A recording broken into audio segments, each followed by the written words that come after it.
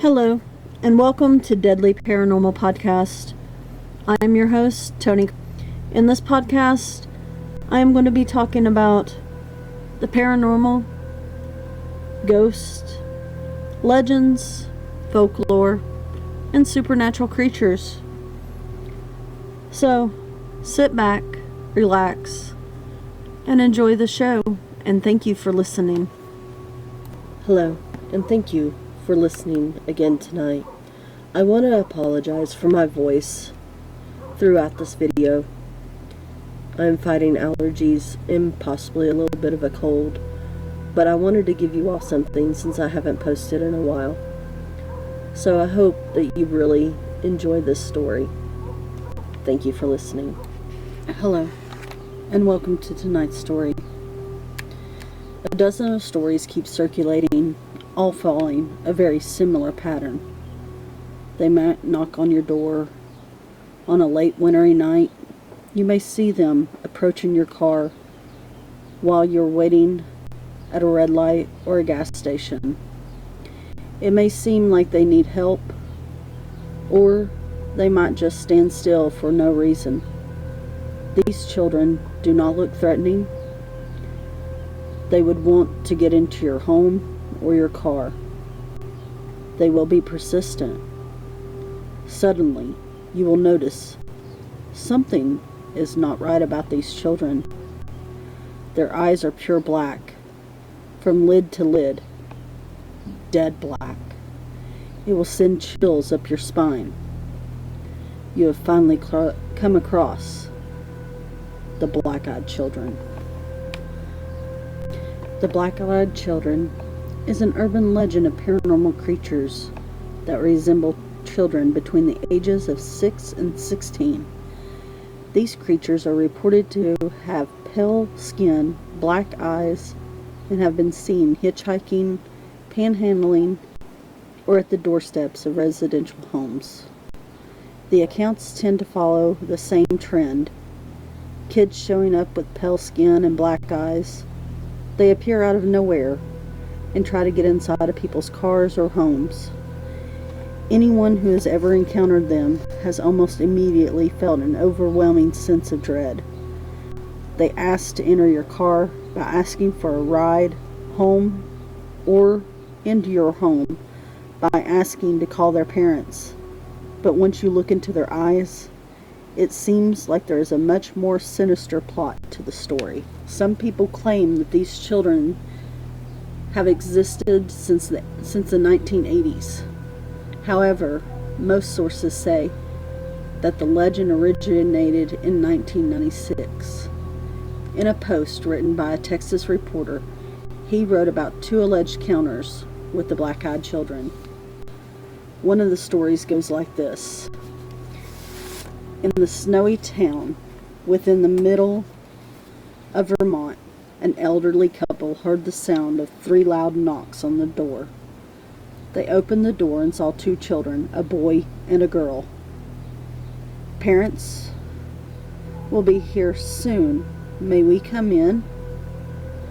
The children did not make eye contact and just stood there in the doorway. The elderly couple were hesitant, but after a while, they let the boy and girl inside. The kids settled on the couch while the wife made some hot cocoa, and the husband asked them questions that went unanswered. The wife returned and noticed that her cat was scared and angry with the children. "May we please use the restroom?" The wife looked at the kids, and she finally saw them. The children's eyes were black as the starless universe. She directed them to the bathroom and returned to her husband, who was covering his face with his hands. "Did you see their eyes?" The husband then showed her his hand full of blood from a nosebleed. The power suddenly went out, and the house turned as black as the kids' eyes. The wife headed to the restroom and was confronted by the voices of the kids at the end of the hall, uttering, "Our parents are here.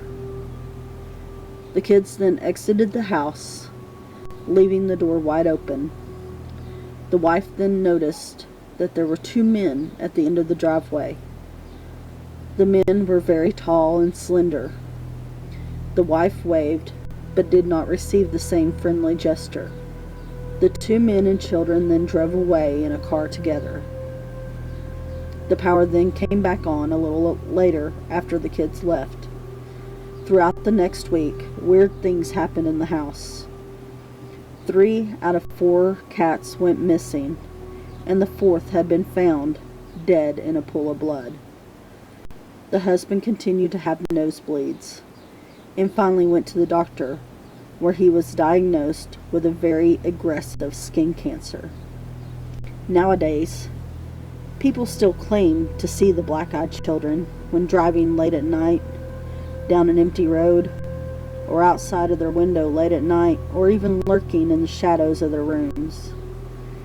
Many people have reported seeing the black-eyed children standing in the corners of the room during their episodes of sleep paralysis, or even waking up in the middle of the night because they sense someone watching them, and in the shadow, these children are these children.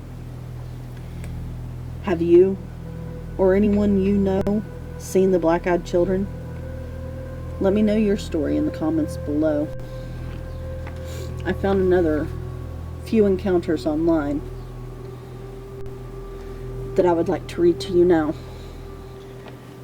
The black-eyed children are a folk phenomenon of people having strange encounter with children whose eyes are entirely black, who insist upon entering the vehicle or home, and who seem to ooze an overwhelming sense of fear and panic. As a fan of the paranormal, I searched Reddit for some stories to share with you. These are by far the creepiest I've found. These are 16 terrifying encounters with the black-eyed children. Midnight Caller. It almost felt like a dream. I woke up to my dog Lucy barking.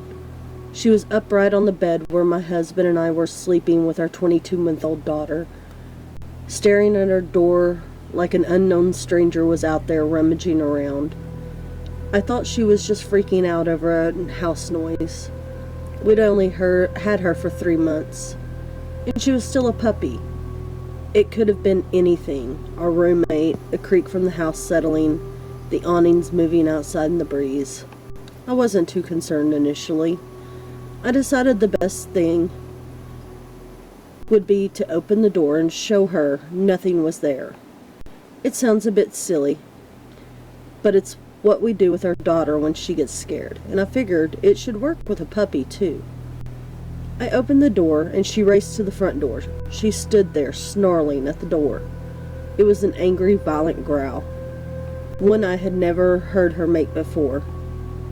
I looked groggily at her and opened the baby gate, blocking the doorway, planning to open the door to show her everything was okay. The second my hand reached for the deadbolt, Lucy went wild. She started barking and jumping towards me, and when I touched the metal, she suddenly changed her temper. She whimpered, almost like she was afraid and backing down. Her mannerism changed. So did mine. It wasn't calm anymore. My heart was racing and sinking at the same time. I had been flooded with a mixture of fear and dread. I looked through the peephole. I can't explain why I looked, but I did. Outside were 2 kids. One was just a smidgen shorter than me, and didn't look much younger. I'm 21. She looked to be 16 or 17. She was slender and pale. Her hair was a light shade of honey blonde, and she wore it long, about mid-back, with long, thin, blunt bangs in the front that covered most of her eyes. She wore jeans, a light whitewash that's popular right now, and a thin-looking olive-colored pullover style hoodie. She held the hand of a small girl who looked around 3 or 4, in the same style jeans and a button-down ivory cardigan.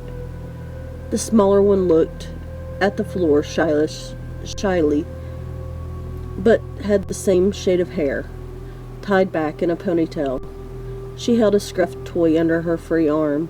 It was identical to the one my daughter has, as was their style of dress.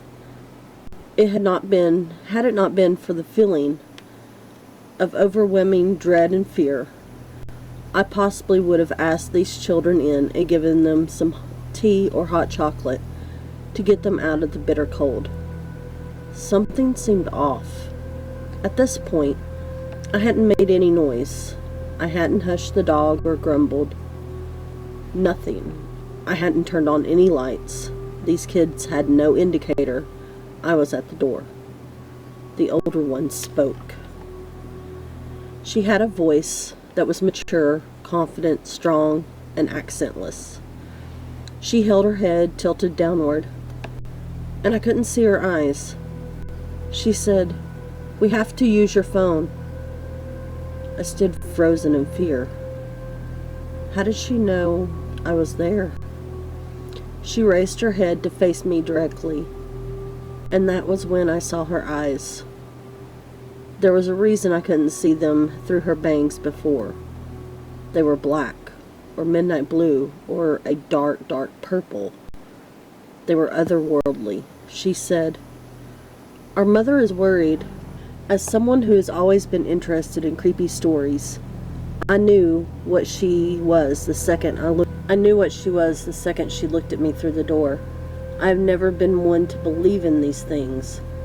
As a staunch atheist and a skeptic when it comes to the paranormal, I'd written off many a ghost story from friends and families, eager to tell their tale. I didn't believe it. Still, I couldn't rationalize my way out of this. I was standing with nothing but a thin wood door between me and a black-eyed child. There was no questioning what was right in front of me. I did not answer her. Slowly and silently, I backed away from the door, Lucy still cowering at my ankles. She kept talking. "Just let us in to use your phone." I took another step back, and with that step, the tone changed. At first, she seemed polite. Then, when I took that second step back, she became commanding, almost hostile. "We're not going to hurt you. If we wanted to do that, we would have broken in. I'll ask again. May we come in and use your phone?" Lucy snarled at the door, and I inched backward, though something inside me seemed to be slowly pulling me back towards the door. It wasn't a physical pull, so much as subconsciousness needed to go back and let them in. I got to my room, covered up the window, locked the door, and sat there in the dim light of the nightlight. I heard her call back to the door once more, and then quiet. I didn't go back to sleep that night. I haven't slept right ever since. I know from reading about them that the black-eyed children can't just come in without permission. I know they haven't hurt anyone, but I still fear I will be the exception. When I told my husband, he said it was just a dream. He keeps telling me to forget it. But this lingering feeling of sadness, this dread when the house is silent at night, this fear of a knock at the door, tells me otherwise. Halloween. This is so funny. I never heard of the black-eyed children before my incident. So I come on here to post my story, and the first story I see is about a black-eyed child. Weird. Let me preface this by stating I am by no means a writer, just a domestic engineer living in North Texas. Also, I don't believe in the paranormal, ghosts, demons, aliens, whatever. However, I did have an event that happened to me this Halloween. I have to admit, has me scratching my head. This is the first post on Reddit And I'm sorry to say, I've never heard about it until yesterday. I told my best friend about my incident, and she is an avid reader of No Sleep, and she told me that if I didn't post it, she would. So here I am. Anyway, hope you like it. So it had been a slow trick-or-treat night in our neighborhood that evening, which is pretty odd in itself. We usually have kids from different areas dropped off in ours and have a constant parade at our door.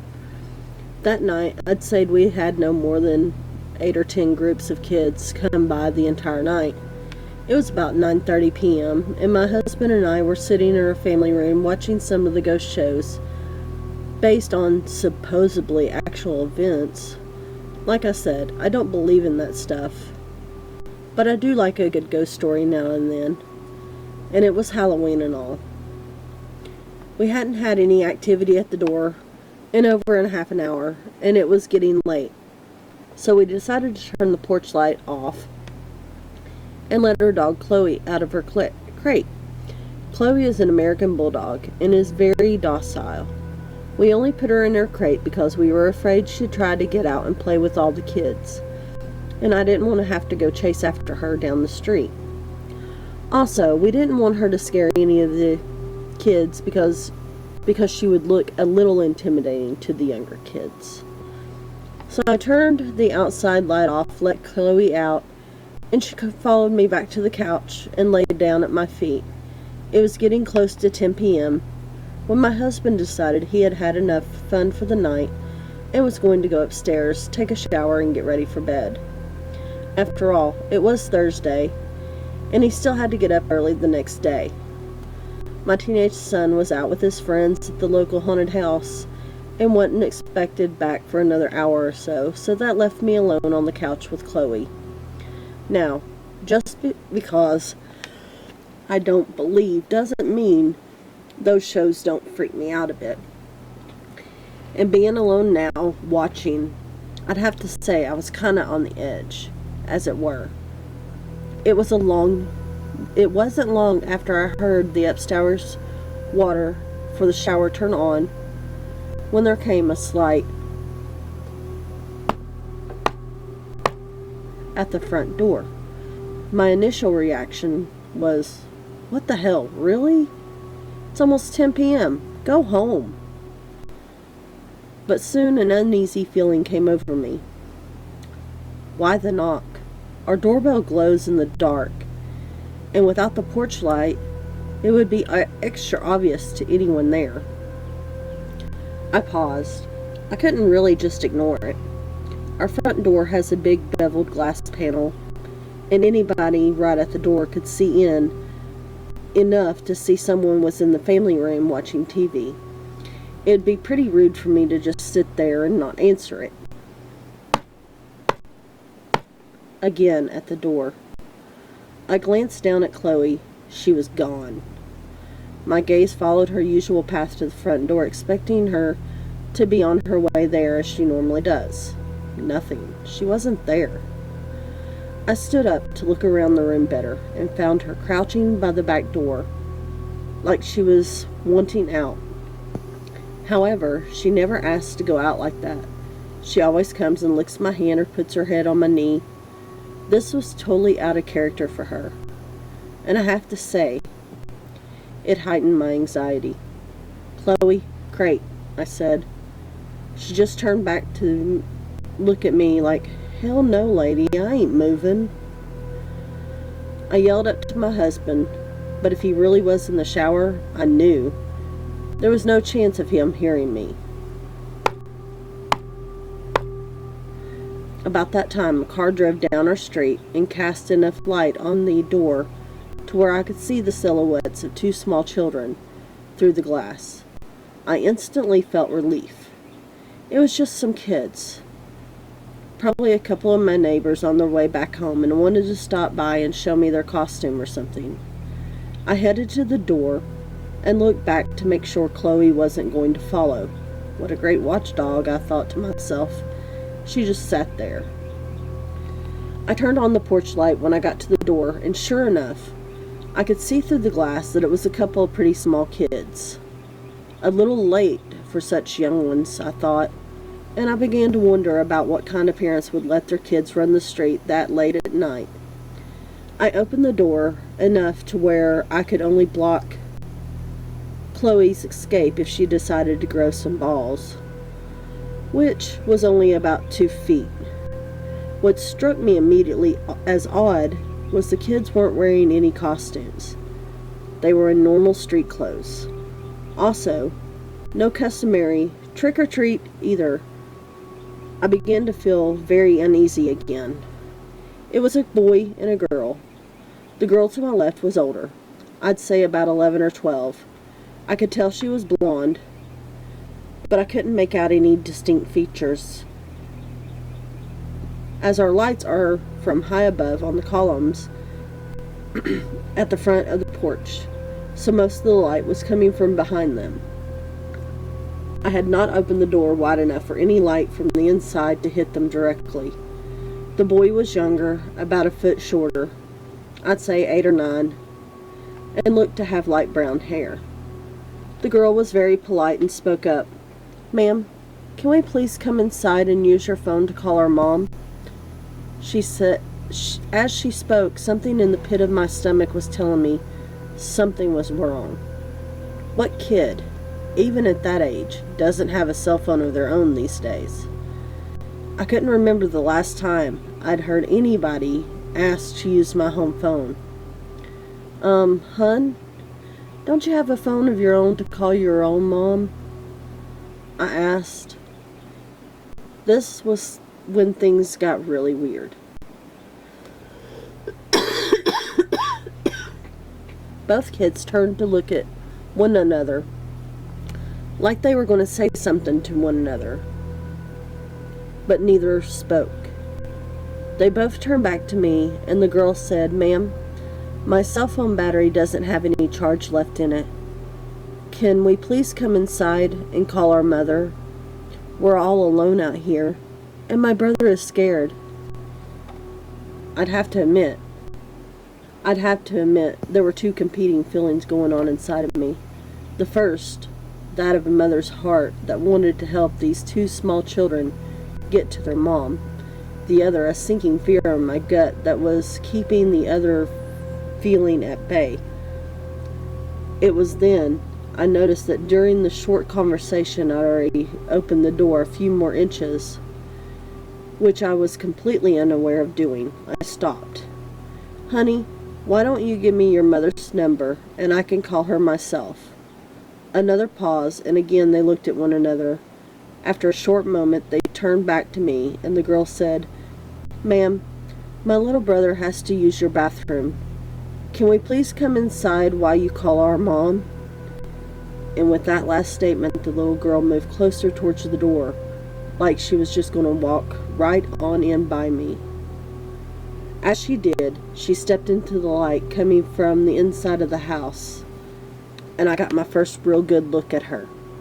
Solid, jet black eyes. That's all I could see. That motherly instinct was gone and replaced by terror. I don't think I've ever felt anything in my life. I could feel every hair on my arms and back of my neck standing at attention. I closed the door just to where my face was able to stick out. The little girl stopped and pleaded again.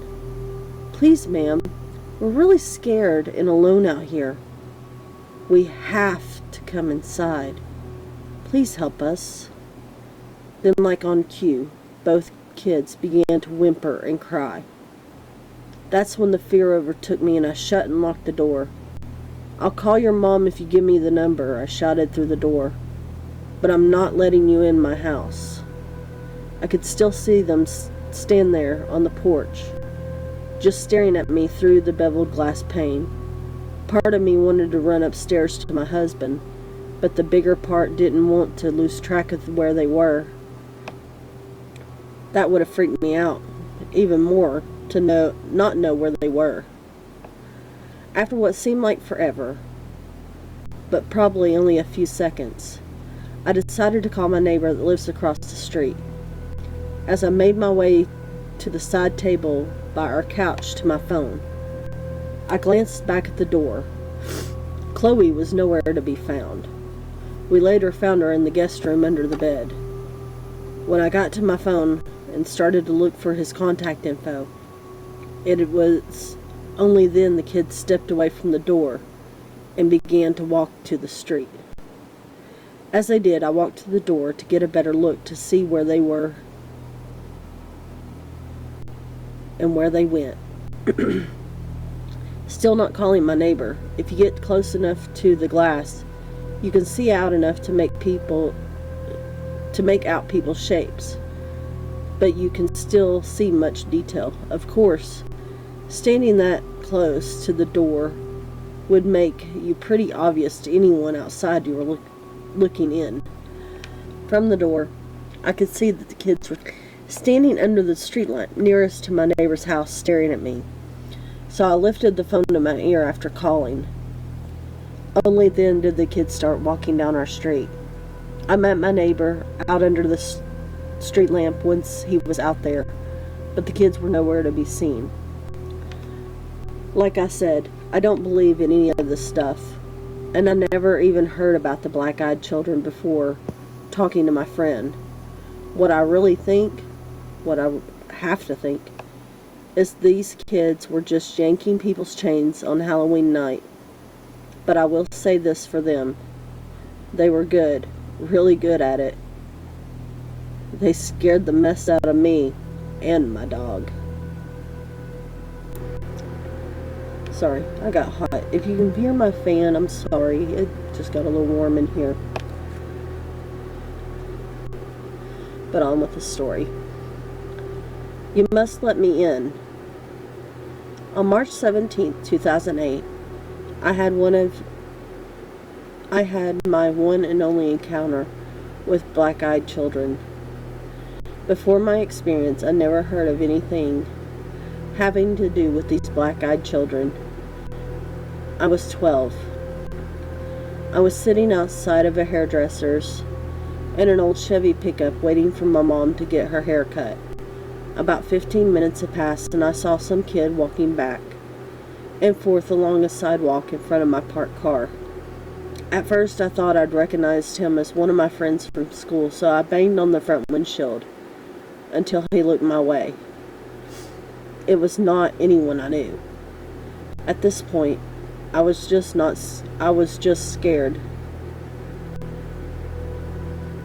At this point, I was not scared at all.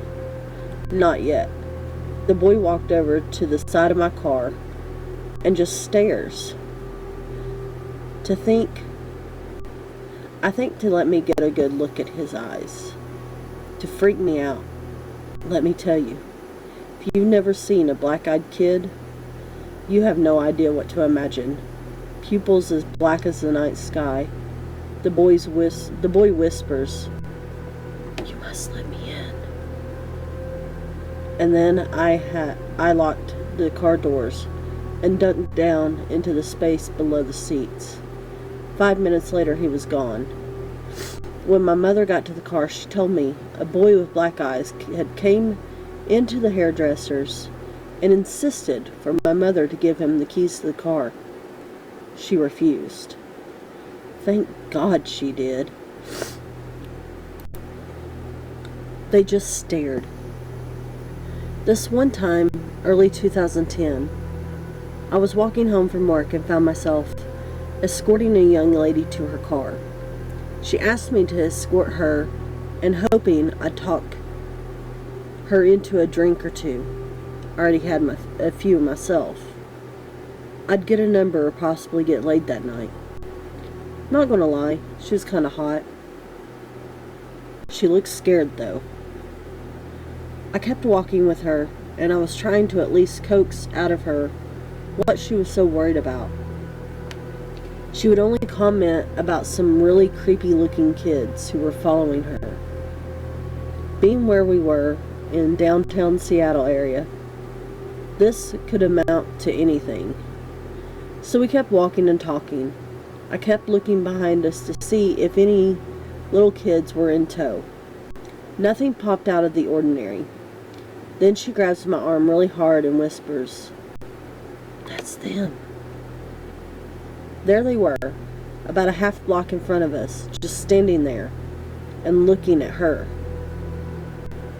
So I do the prudent thing to do, which was cross the street. I make sure I lock eyes with the big one, and I keep in mind, once I get the lady to her car, that I'd give them an earful about being a couple little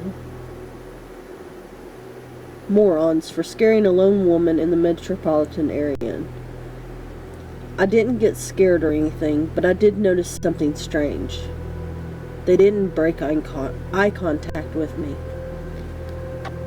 Mind you, I don't look like the kind of guy that you want to mess around with. Honestly, it's an unconscious front since I'm a bit shy. My look reminds people of either a skinhead or a club bouncer. The black tanker boots, the Van Dyke, mixed with the above, don't make me look like a people person either. People break eye contact with me constantly. These two kids didn't. That was a red flag for me. I finally got this woman to her car. She said thanks. I made sure to tell her where the local police station is at. The Seattle PD West precinct was only about 5 blocks from where we were at.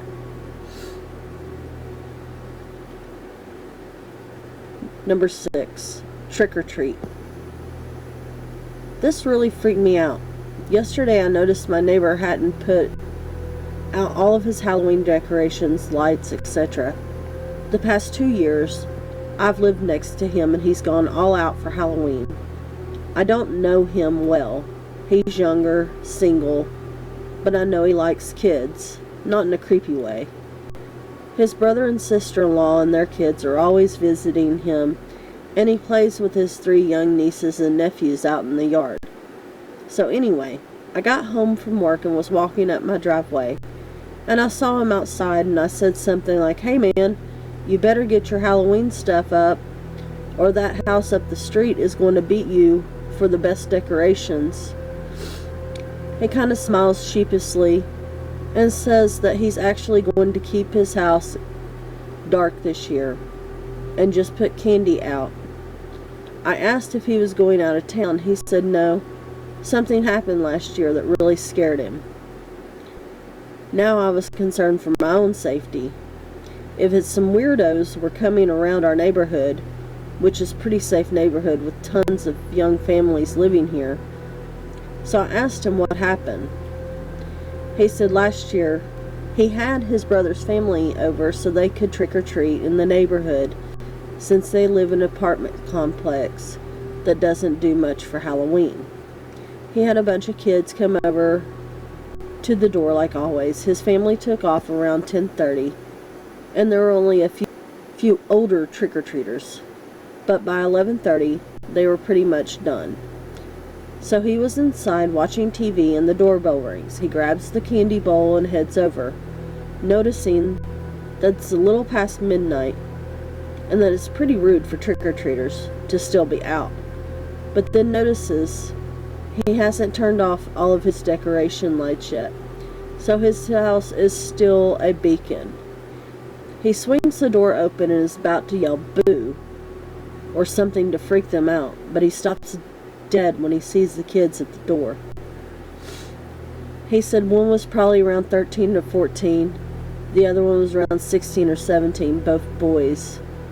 They weren't dressed up, but he remembers the older one was wearing a flannel checkered shirt. He was immediately overcome with uneasiness, like opening the door was a huge mistake. They just stared at him, and he noticed that they had really big irises and dilated pupils. He couldn't even see the whites of their eyes, so he figured they were contact lenses. He was frozen there, holding the candy bowl, like he couldn't slam the door in her face as much as he wanted to.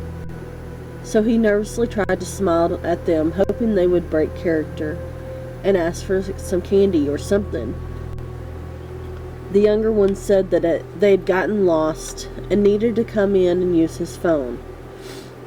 That was when he closed the door more than halfway on them and said, "No, sorry." The older one said something like, "Can we just wait in your house until our parents come get us?"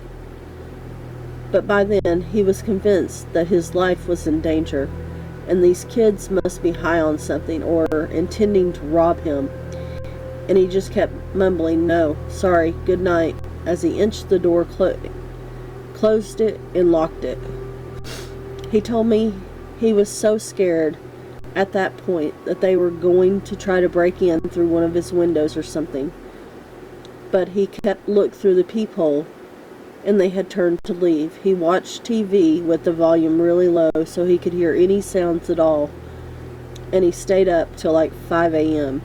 because he was too scared to go to bed and drop his guard. The whole time he's telling me this, I'm thinking, oh my God, this sounds so familiar. Just like the Black-Eyed Kids urban legend.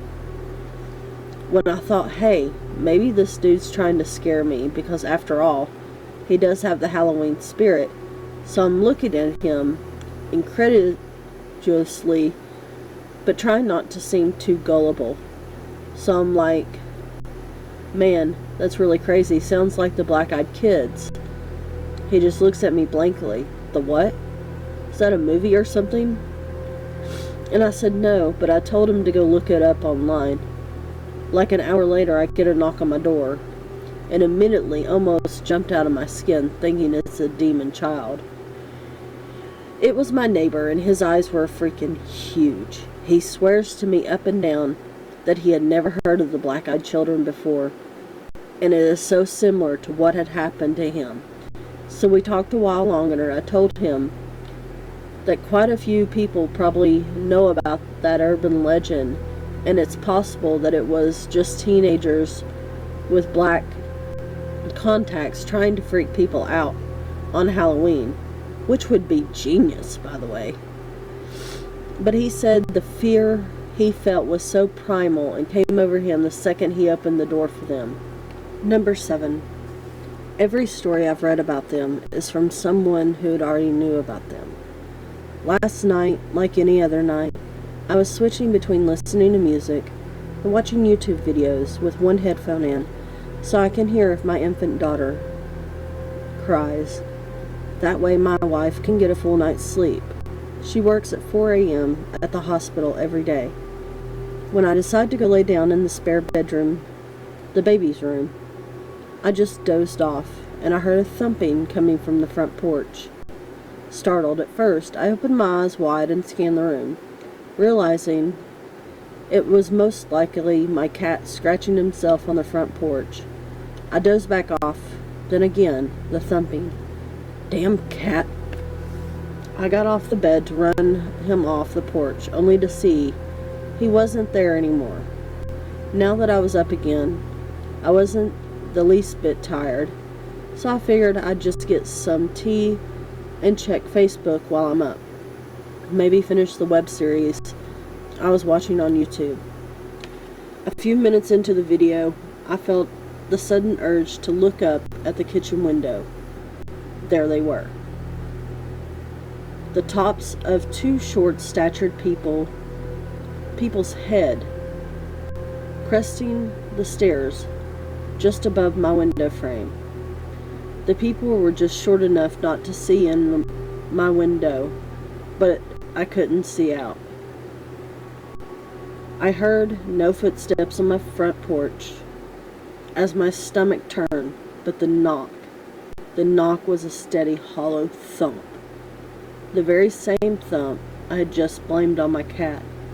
Deciding it was best not to answer, I shut my laptop and crept by the door back to the baby's room. I assumed it was some of the people from the low-income housing across the road from me that were high or hiding from the cops, or maybe looking for my cousin who stays with me often that has many of friends over there. The last thing I needed was to try to explain to two stoners that I was trying to sleep even though it was 2 a.m. It wasn't until I got to my daughter's room that the creepiness set in. The thump had moved from the kitchen to the bedroom windows. Both windows.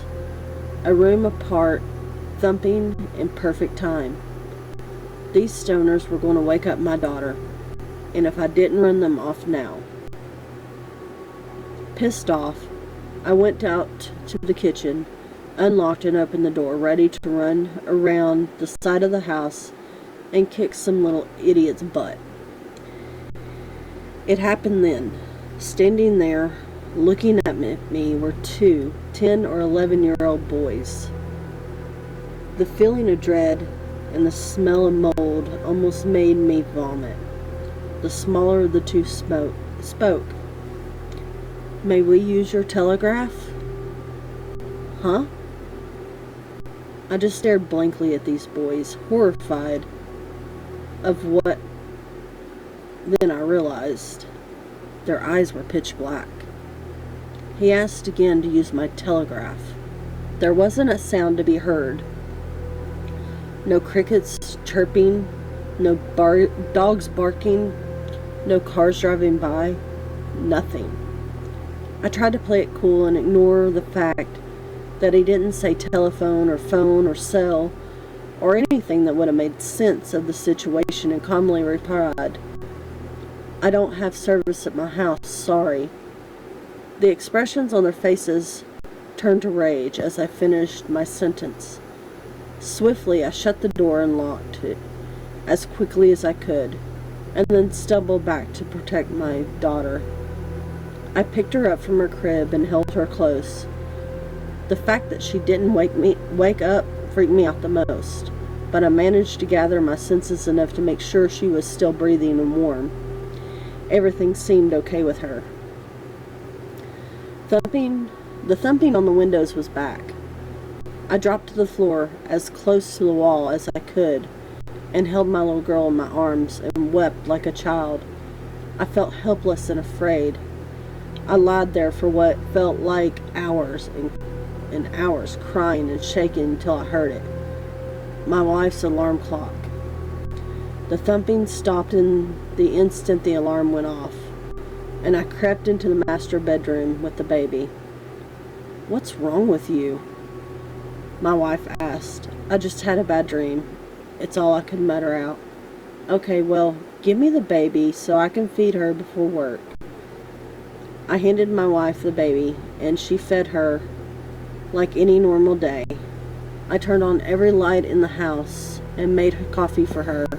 For some reason, just having her awake calmed my nerves enough to pretend like nothing happened. I walked her out to her car nervously with the baby in my arms.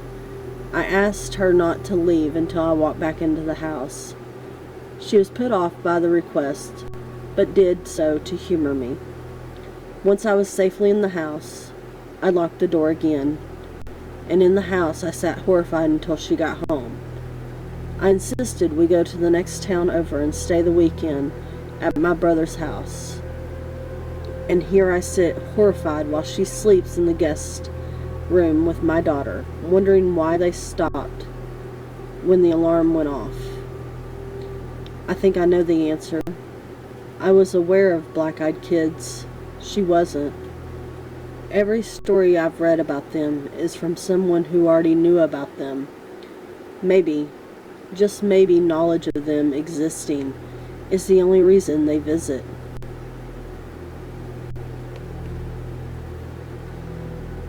No, you won't be calling anybody.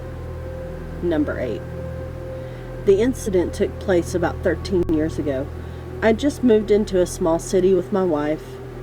We were a small town newlyweds from the Midwest. We moved across country to one of the biggest cities in the Southwest, so I could attend graduate school. Being native and new to city living, I habitually answered the door without a second thought. Never again after this. The first thing that should have tripped me off was the particularity of this situation was that the fact that someone was knocking at 6 in the morning. The second thing that should have dawned on me is this kid had to reach over a rather tall patio gate to unlatch it and open it. The knock on the door was startling. My wife and I were getting ready for work, pretty normal routine. The moment I opened the door, I was overtaken with an inexplicable sense of fear. To this day, I can picture him. Teenager, average height, average build, knee length, black leather coat, short black hair, and sunglasses. The sunglasses at 6 a.m. struck me as odd, and even more odd, he was eating an apple. He was very polite and asked if he could come in and warm up. I said no, closed the door, and slid the security chain into place. A moment later, another knock. I opened the now chained door, and before I could speak again, he asked if he could come in and warm up. No, I replied, and attempted to close the door. Before the door could shut, he put his hand out, stopping the door on its hinges. He looked directly into my eyes, still wearing his sunglasses, and said, "Can I at least get some ketchup for my apple?" "Fuck that," I replied, a little confused. "Get the hell out of here. My wife is calling the police." He takes a moment to let this information sink in, lowers his glasses, revealing his eyes as black as obsidian, and says, "No, you won't be calling anybody."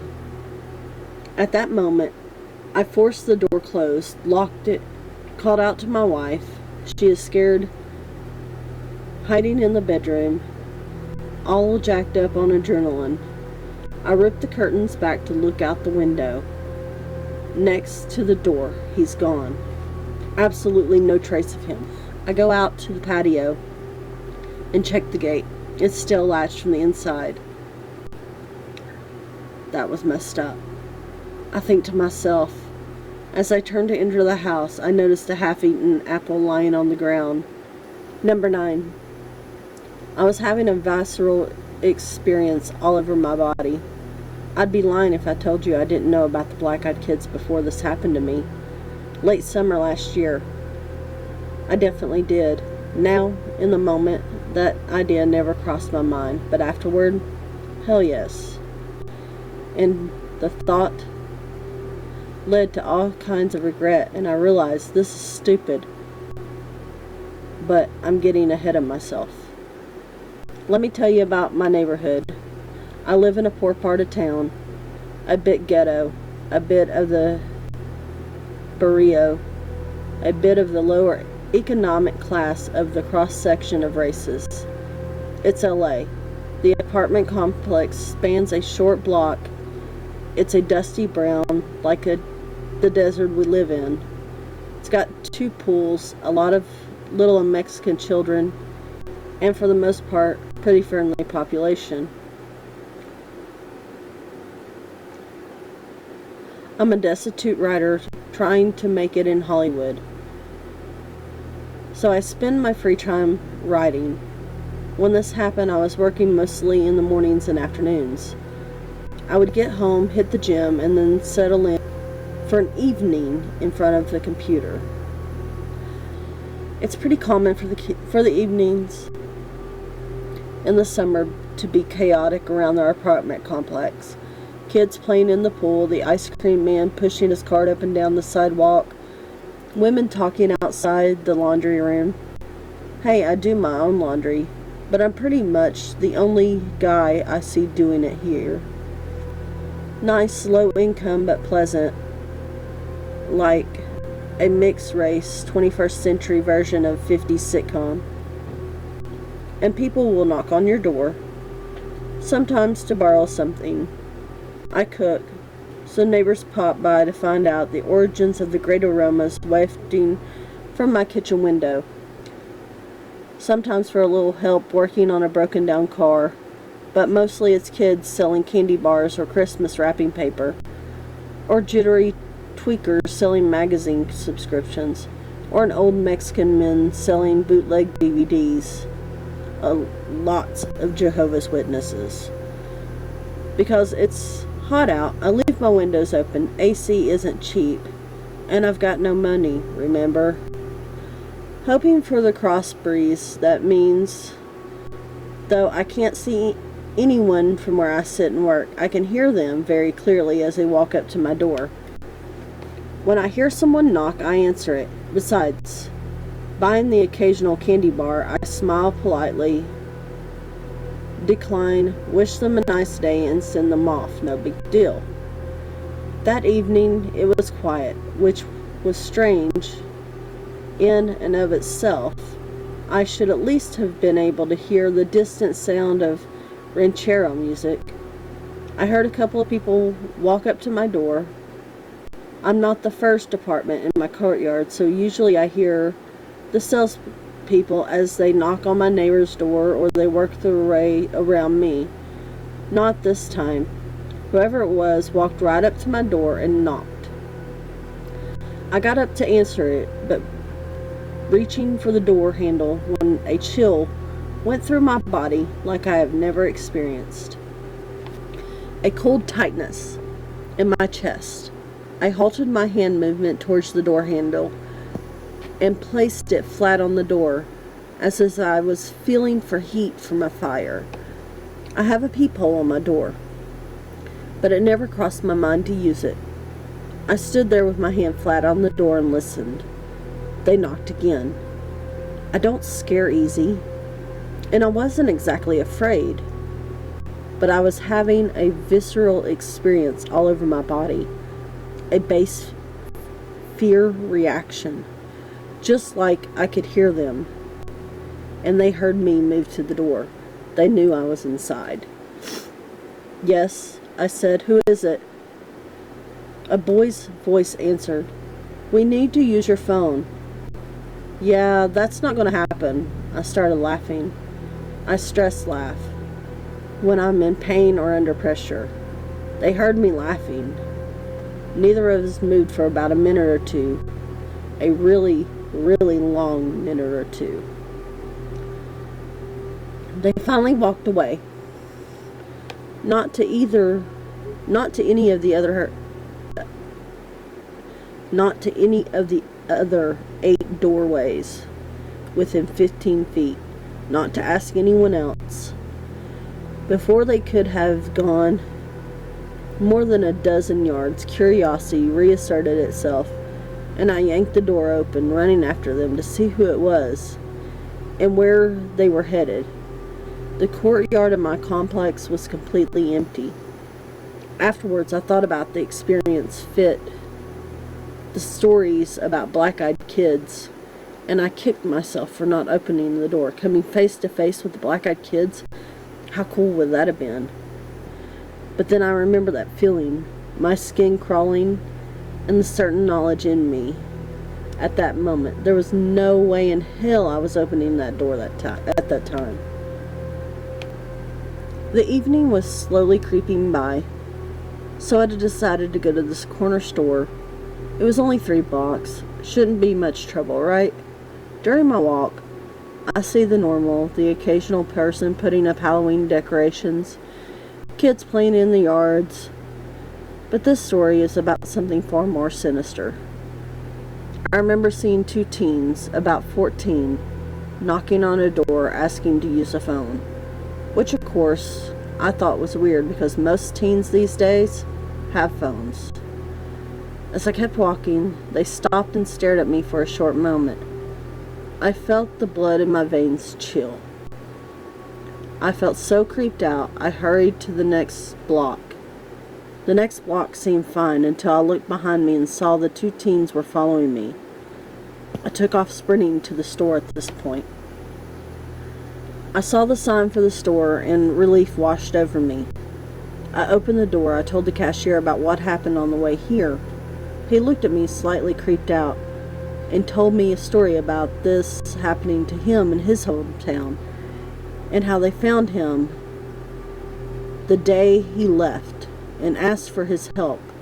In an emotionless voice, he told me to never agree to help. He told me another story, but at that point I was no longer paying attention because they were standing at the door asking to be let in. The cashier freaked out and locked the door. The teens never seemed to waver or leave. They wouldn't step away from the door. It had been an hour. The cashier and I were ready to fight our way out, but instead he took me to the back. One teen came around the back just as the door shut behind us. "Can you help me?" is all he could say. He was closing in on us. His eyes, they were black as a starless night. They were peering right into my soul. I couldn't help but gaze into his eyes. The terror. I can't remember too much of what happened next, but I do recall the sounds of struggle. When I came to, the cashier was struggling with both teens. He was calling out for me to help. I ran towards them, grabbed him by his collar, and pulled him between the two and knocking them over in the process. I didn't look back until I was near my house. The cashier was gone, but the teens were still following behind it. I ran into my house, closed all the blinds, turned the music up. I got lucky that day, but I'm not sure how long I could keep out of their grasp. I tried to thank the cashier for saving my life that day, but he didn't show up to work after that. I asked his boss, and he told me he called over the phone and quit. Said he was moving. To this very day, I sometimes feel the fear of those eyes watching me as I drive to work. I sometimes will look out my window, and I swear I see them watching my house from a couple of blocks away, waiting for their next chance. Black-eyed grandparents. Bit of a scene setting. In 96 or 97, I lived in a fairly old terrace house with a cemetery at the end of the road. Cliché, I know, but it's an important detail. Nothing remarkable about the house or the area. It was just convenient for college. Anyway, I was up late one night on the PC in my bedroom, which looked out into the street. It's probably about 2 or 3 a.m.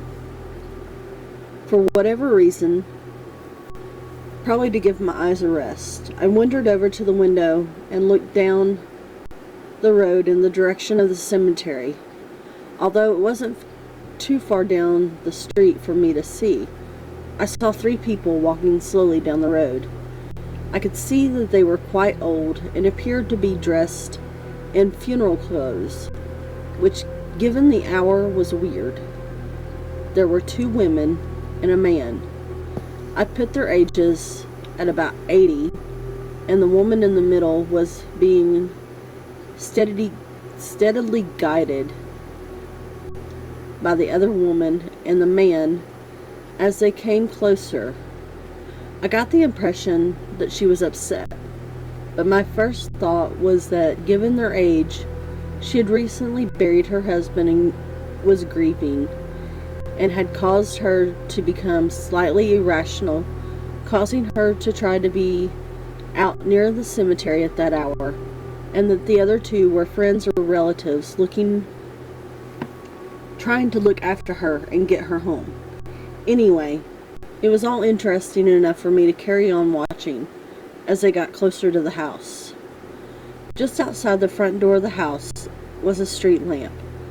I watched them as they made their way past, but when they got to the lamppost, they all stopped, and the upset woman in the middle looked up at me and grinned.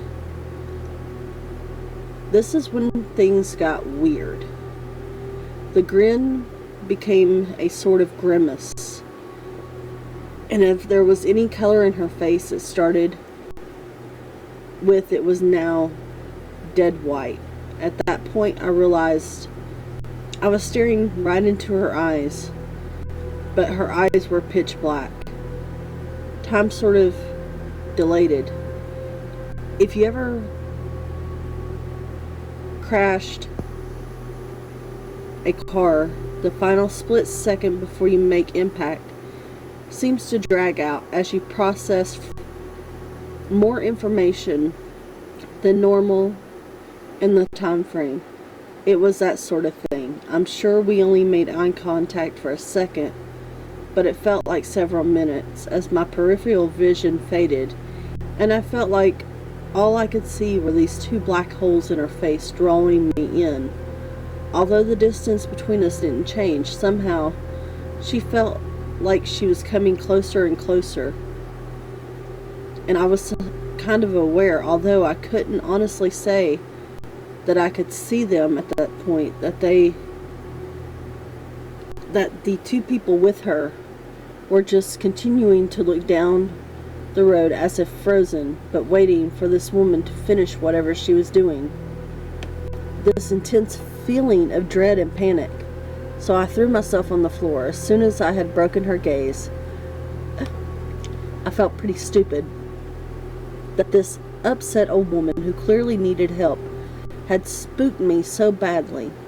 So I looked out the window again, and there was no sign of them. It was a longish, straight road. The house was towards the middle, so she would have had trouble getting out of sight in the time I looked away. They're on my balcony. Let me tell you a little about myself. I'm in my early 20s. I just moved into this apartment, and I tend to live a very private life. I don't even have a Facebook account. I work during the day at a grocery store. Okay, so I'm walking up my flight of steps to get to my apartment, and I hear these kids laughing, and then I hear whispering. It was kind of late, so I thought this was weird, but I ignored it and walked into my apartment. I live on the 3rd floor. I was getting ready to open my balcony door. It was really muggy in my apartment. I walked over the door, and I pulled my blinds, and 2 kids are staring back at me. I screamed and backed away, smashing my leg into the table. They were both in blue jeans, and the oldest, who was taller and had on a green shirt with white stripes, and the younger had on a button-up light blue shirt. The oldest one touched the sliding door. "Hey miss, can you let us in?" The younger one just keeps looking around. I still just stare at them. I was finally able to say, "How did you get on my balcony?" I walked to the door and noticed how excited the older one got when he moved closer to the entrance. "Can you let us in?" I wasn't thinking.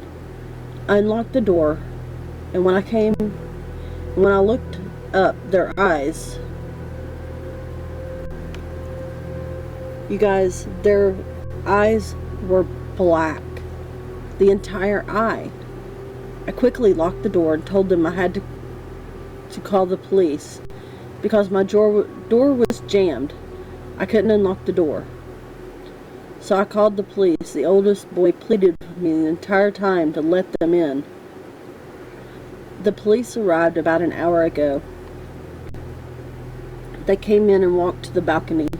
When they opened my balcony door, nothing was there. They looked down and saw 2 children. They were running in the parking lot away from the building. The police took a report and said they had a lot of help getting up there, that they would question the neighbors. I'm freaking out. I'm crying. I don't want to stay here. But then again, I don't feel safe going outside right now. I live in a big city in BC, and it's 11:52 here as I type this. I had just got home from The Conjuring. Scary, I'm telling you. I was lurking on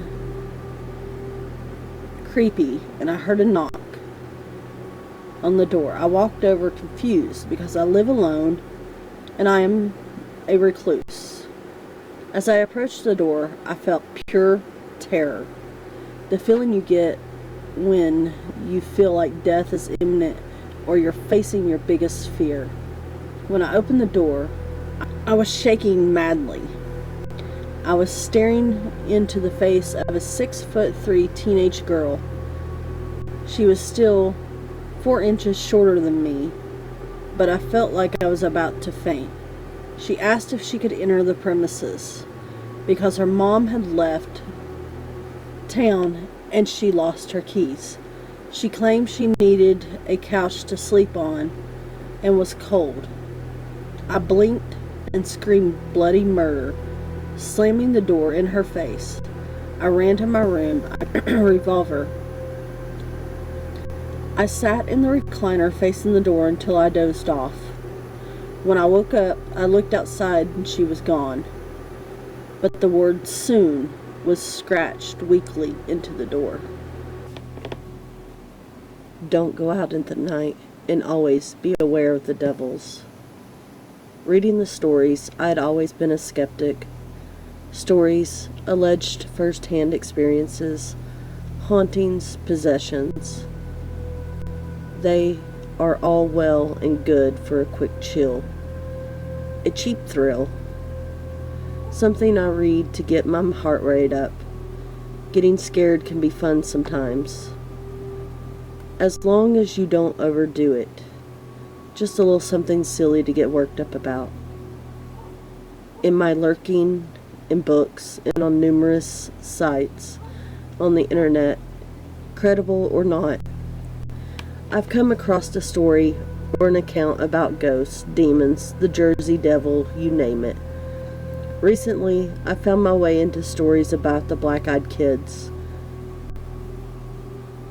No, these children did not get black eye from a fight. I don't believe there would be a soul out there with a backbone to try and attack these kids. No, the black-eyed children are kids.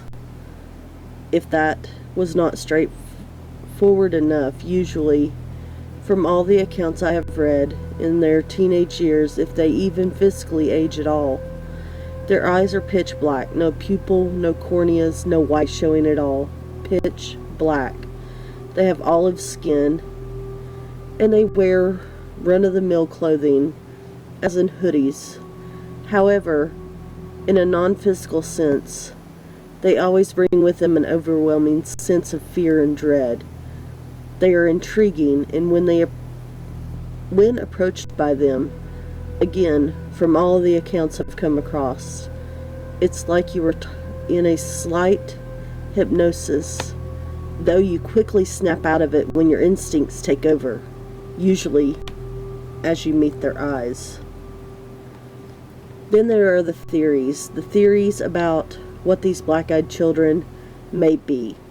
Theories range from lost souls to alien human hybrids, and to even vampires, though the latter may be extreme stretch to link the black-eyed children to the current social infatuation of vampires found commonly in young persons. In light of all this, I have always been a very fact-based person. If its existence was not apparent, or the existence of the thing in the question was not testable and verified to me, it did not exist. However, one long, terrifying night, which still haunts me to this very day, showed me the proof required to open my eyes and mind. My story begins when I left my mom's house. I'd gone over to visit because of my father. Her husband of 63 years recently passed away, and my mom wasn't taking it too well. I knew she needed support from her loved ones, and I was more than willing to go and visit her and keep her company. But it was getting late. My mom lives in the suburbs. Tiny lawns, plenty of neighbors, paved roads, and even though it was near 11 p.m. when I left, the streets were extremely lit by the street lights. Who has always had our safety and ease of mind at heart. These lights only lit the road, though. and glancing across the street, the houses were cast in an eerie shadow. Even a rather safe, charming neighborhood can seem spooky and uninviting when cast in a shadow. I'd admit, I was terribly chilled.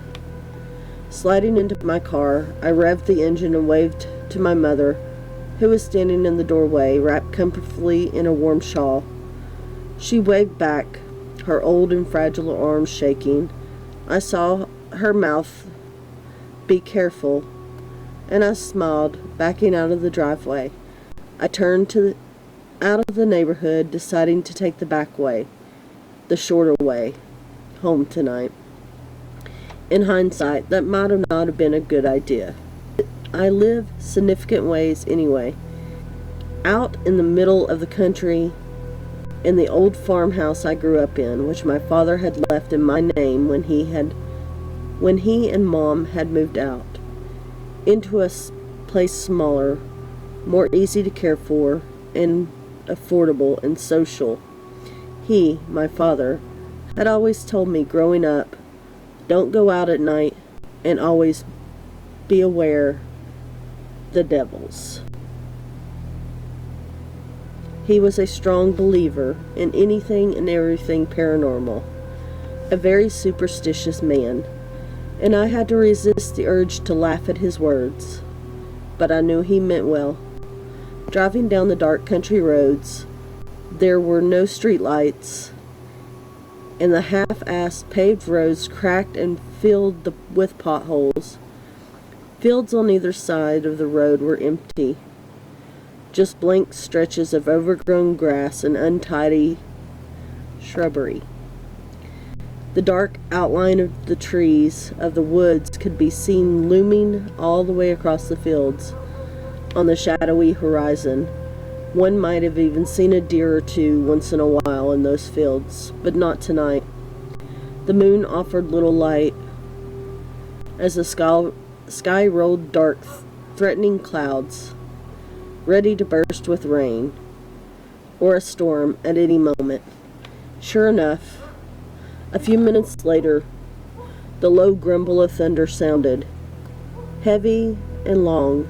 However, no rain fell just yet, much to my pleasure. I hate driving at night and in the rain, and putting up those two together would end badly. I just knew it. Accompanied by the occasional roll of thunder, I started to feel a bit anxious. I can't explain it. I just felt shaken up.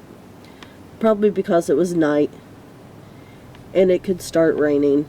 Or maybe I had been reading too many ghost stories and legends, and tonight seemed to reflect the mood of the stories I read almost obsessively. To try to calm myself, I flicked on my old car's radio and turned the old-fashioned knob back and forth, slowing down a bit as I attempted to find a station that came in clearly. Nothing doing. Weird. There was a broadcasting tower right near here. It usually came in perfectly clear as day. But still nothing. The white noise and the static of the blank stations was doing nothing to appease my anxiety. I gripped the steering wheel tightly as more thunder boomed from the sky. Aggravated, I forcefully shut off the radio, gritting my teeth, glancing down at the dashboard. I had noticed I was nearly out of gas. Groaning, I searched the road for a sign for gas. As I was scanning the side of the road, I noticed from the corner of my eye 2 figures walking on the side of the road, shrouded in shadow. They were walking slowly, one turned around, walking backwards, his or her thumb sticking out. I felt compelled to pull over, give them a ride, and I found my hands turning the wheel slightly, but I pulled back, realizing how stupid it would be of me to accept 2 random strangers into my car in the middle of the night on a backcountry road. I sped up and past them, trying not to look at them as I did so, though I felt oddly intrigued by them. As I focused on the road ahead, it started drizzling, dropping my mood another level or two. Along with the rain, the thunder seemed louder, closer, as the storm moved in. A few seconds passed until I gave in to my compulsion to look at the two figures. I glanced in my rearview mirror. It seemed as if the two were walking faster, and the one no longer had his thumb out, but it had to be my imagination. How would I be able to tell if they were walking faster or not? It was rainy and dark. Looking back at the road, I almost missed a that alerted me of a gas stop up ahead. A sigh of relief passed my lips, and I slowed down, looking for any indication of the stop, pushing the thought of the two figures from my head. Soon I was pulling into the gas station slowly as the rain started to pick up. The store was closed, but luckily they had a 24-hour gas pump service. That was good for me, as if they had not, I'd have ran out a few more miles down the road. I shut my car off and hesitantly shuffled out of the metal shell, glanced over my shoulder, still not being able to shake that nervous feeling that had manifested inside of me earlier. That night, I stood under the light of the overhang, trying to figure out how to work the pump, which seemed to be overcomplicated in the dim light. And with my mind not being able to focus on the simple task, the rain picked up once more, heavier, louder against the concrete of the gas stop, as I finally was able to get the pump into my car. Forcing my hand to stop its shaking, I had a horrible feeling that my shaking wasn't just because of the bitterly cold air night. Suddenly, the overhang lights of the gas stop started flickering wildly. A couple going out altogether. It seemed as if the temperature dropped 20 degrees in a few seconds. As I glanced around, a sinking feeling started to blossom in my stomach. As if in slow motion, I turned around, facing backwards towards the road. The long, lonely road, and saw what I expected to be there. But even as much as I knew what I'd see, I still felt the drop in my stomach, the color draining from my face, and I breathed a sharp, cold breath forcefully as it almost caught in my throat. Across the street, the two figures were standing facing me. They started crossing the street slowly but surely, and I fumbled with the gas pump.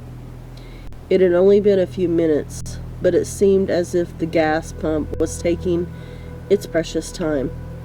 I was shaking hard now, as thunder boomed once more, and I looked back up. The figures were now at the entrance to the gas stop, and my breath was quick and shallow.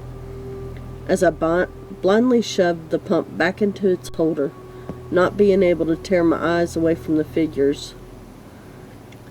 As they drew closer, I became more frantic, even though, now as they walked into the flickering light of the overhang, I saw they were just two teenagers.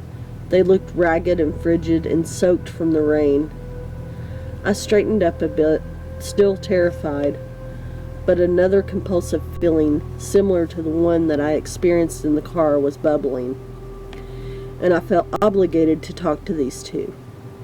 Though I insisted to myself to just drive away, not to risk anything, they were extremely close now. At the next pump, when I slid into my car, shaking wildly, and fumbled for my keys, cursing myself as I had dropped them on the floor, leaning down, I swiped them up and sat back up, a cold, sickening feeling as I came face to face with one of the teens who had his hand on my window, knocking slowly but forcefully. I rolled the window down a bit, just a bit, but no bigger than to allow maybe a small child's hand through. Before I spoke, he spoke first. The other figure standing in the background, still, but I could see something of a grin on her pale face. "Can you give us a ride into town? We missed the bus and don't have a ride." He spoke slow, and something about his voice made me shiver. A cold chill swept down my spine, and I opened my mouth, but no sound came out. Clearing my throat, I glanced at the dashboard and the keys in my hand. I'm sorry, but I'm not going into town," I stuttered, keeping my eyes down, not at the kids. However, the teenager knocked harsher and made me jump a little. As he insisted another time for a ride, I told him no once more and looked up, trying to seem intimidating, which seemed silly, trying to seem intimidating to a child, but a horrible, chilling sight greeted me.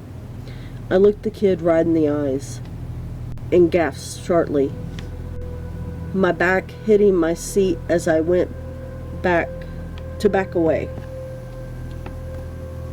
He had eyes, oh he did, but they were blacker than the night, pitch black, no discernible pupils, and no white whatsoever showing. Pure black, deep, brooding, and surprisingly intriguing. But my fear got the better of me, and I quickly turned the key and my engine revved to life. Thank God. Which I had never ever done before tonight. My car had not stalled and went to pull away with the kid banged on my window with a pale fist, screaming for a ride. I took off speedingly down the road, apologizing to my father again and again. I had laughed at him, never took his warnings seriously. After a few more minutes, I pulled into my driveway, right into my lawn, in front of my porch. I didn't want to spend any more time outside than I already had, and jumped from the car, leaving the car door open, and ran inside, slamming the door and locking it, even going as far as putting a chair in front of the door in case someone or something tried to get in it. Sinking into the chair in front of the door, I shivered uncontrollably and started to cry, hiding my face in my hands as two dark figures stood at the end of my driveway. My encounter with a black-eyed kid. It was 1 a.m, and I was a little late on walking my dog, Dakota. She's a 3-year-old German Shepherd and very tame for a big dog. Not in my entire time of having her have I seen her run up to anyone. She gets very nervous around strangers. I live very close to a large park that leads into a hiking trail. There's a large area that is used as a baseball field and the big entrance into the wilderness surrounded by trees and darkness. Here is where I let Dakota off the leash and following behind her as she sniffs around trying to find a spot to do her thing. This night was different though. As soon as I take her off her leash, she jolts into high speed towards the trail opening. I know many of you are judging me for letting a dog off its leash, and trust me, I know I shouldn't do it. But it's one of those things you just don't tell people you do, like littering or U-turns. Plus, this is completely out of character for her. And all I could think was, if she goes in there and doesn't come back, I don't think I can go in after her. I was not about to get lost in pitch black darkness on a freezing cold night to get eaten by some mountain lions. I'd wait for her and probably call my roommate and tell him I'd be taking a little bit longer. but she didn't go in. She is about 8 feet from the entrance when I see a tall, dark figure calmly walk out of the darkness. Anyone else would have probably freaked out, and right there, some creep walking out of the woods at this hour? Hell no. But I'm in pretty good shape, 6'5", and if anything, people are usually more scared of me than I am of them. Plus, the random weirdo isn't rare in LA, even if it is a middle-class, good suburban neighborhood. So I call for Dakota, but she doesn't move. I've never seen a dog literally just follow someone with their gaze, never breaking contact. It just didn't make sense. That was where the uneasiness first kicked in. But it wasn't anything serious. It was just really strange. I started jogging towards her when I noticed it's a girl, about 17 to 20 years old, around 5'9". And from what I could see, she was stunning. Long legs, beautiful body, short dark hair, almost reaching her shoulders, in a tasseled, sexy kind of way. Her long, messy bangs framing her face as she stopped walking to look at Dakota for a second. I couldn't make out her face really, but I didn't see a death pale girl in white dress floating like your stereotypical dead girl. I just saw a stunning girl in skin-tight dark jeans, boots, and a dark leather jacket. And from what I could tell, she had a light complexion, but by no means did she look like a ghost. My first thought was maybe if we talk, I can get her number, but then I remembered this girl just walked out of a hiking trail in the middle of the night. I start thinking about a documentary about female serial killers I saw once, but even if she was a crazy person, I still have no idea how she could just walk around up there when the darkness was so thick. I doubt you could see 1 foot in front of you. Even though there was something really off about all of this, when I saw her stop and look at Dakota again, I literally said to her, "Don't worry, she's harmless." To which she completely ignores me and continues walking. I think, okay. I didn't expect someone who walks around the woods in the middle of the night to keep a conversation going.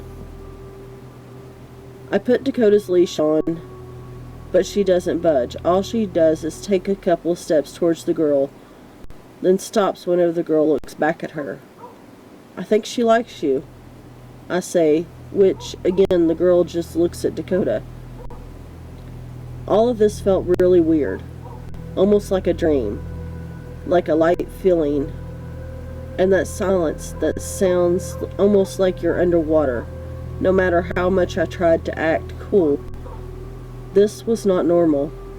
So here I am trying to get my paralyzed dog to budge, while an intimidating, mysterious girl doesn't break eye contact with her. I was stuck between. I'm so embarrassed, and she's gonna pepper spray me when she takes one step towards Dakota, and my dog has her tail between her legs, and it's whimpering like she's seen the devil. And that's when I knew I had to go. If anyone knows when something's up, it's a dog. And as soon as this girl is walking again, I pick up my 60-pound dog by the stomach and start speed walking back. I probably look like a total idiot, but I didn't care. Whatever dreamlike state I was in before had been broken by my dog's attitude. Everything inside me was telling me, go home. So I'm halfway across the field when I put my dog's leash on and sit her down. She doesn't budge again. "I think you are kidding me. I will drag this dog." When I almost threw up as I turned around to see this girl standing on some bleachers not even 10 feet away from me.